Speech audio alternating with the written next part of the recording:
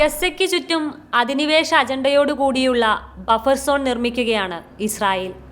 Israel സൈന്യം ഗസയിലെ കെട്ടിടങ്ങളെല്ലാം തകർക്കുന്നത് വ്യക്തമായ പ്ലാനോടുകൂടിയാണെന്നും ഗസയ്ക്ക് ചേർന്നുള്ള അതിർത്തിയെ ഒരു ബഫർ സോണായി കേന്ദ്രീകരിച്ചാണെന്നുമാണ് വിദഗ്ധർ ഇപ്പോൾ ചൂണ്ടിക്കാട്ടുന്നത്.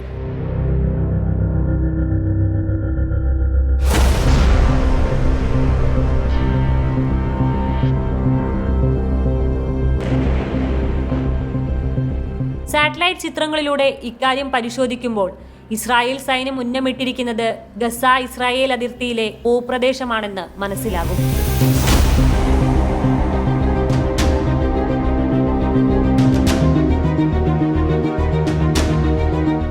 യുദ്ധത്തിൽ ഇസ്രായേൽ സൈന്യം തകർത്ത 30% കെട്ടിടങ്ങൾ ഈ ഭാഗങ്ങളിലാണ്. ഗസ ഭൂമിയിലേക്ക് കടന്നുകയറിയാണ് ഇസ്രായേലിന്റെ ഈ ബഫർ സോൺ പ്ലാൻ.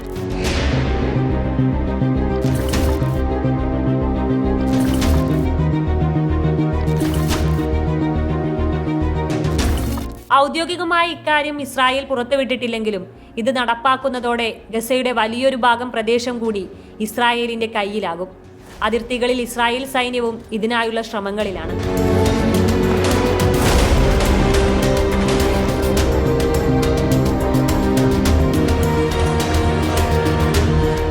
മനുഷ്യർക്ക് ജീവിക്കാൻ കഴിയാത്ത വിധം ഈ പ്രദേശം മാറ്റിയതിന് സാക്ഷിയാണെന്ന് ഹ്യൂമൻ റൈറ്റ്സ് വാച്ച് മനുഷ്യാവകാശ വിദഗ്ധ നാദിയ ഹദ്മാൻ പറഞ്ഞിരുന്നു.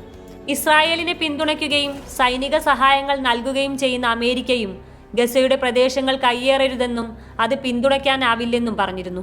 ഇതിനെല്ലാം ഇടയിലാണ് ഇസ്രായേൽ ഗസയ്ക്ക് ചുറ്റും അധിനിവേശ വരമ്പ് കെട്ടുന്നത്.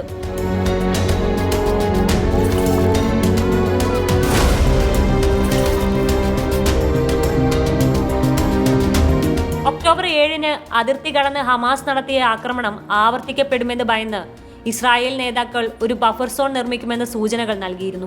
ഇത് ശരിവെക്കുന്നതാണ് ഇസ്രായേലിന്റെ ബഫർ സോൺ നീക്കം. നിലവിൽ ഏകദേശം 60 കിലോമീറ്ററാണ് ഗസ ഇസ്രായേൽ അതിർത്തി.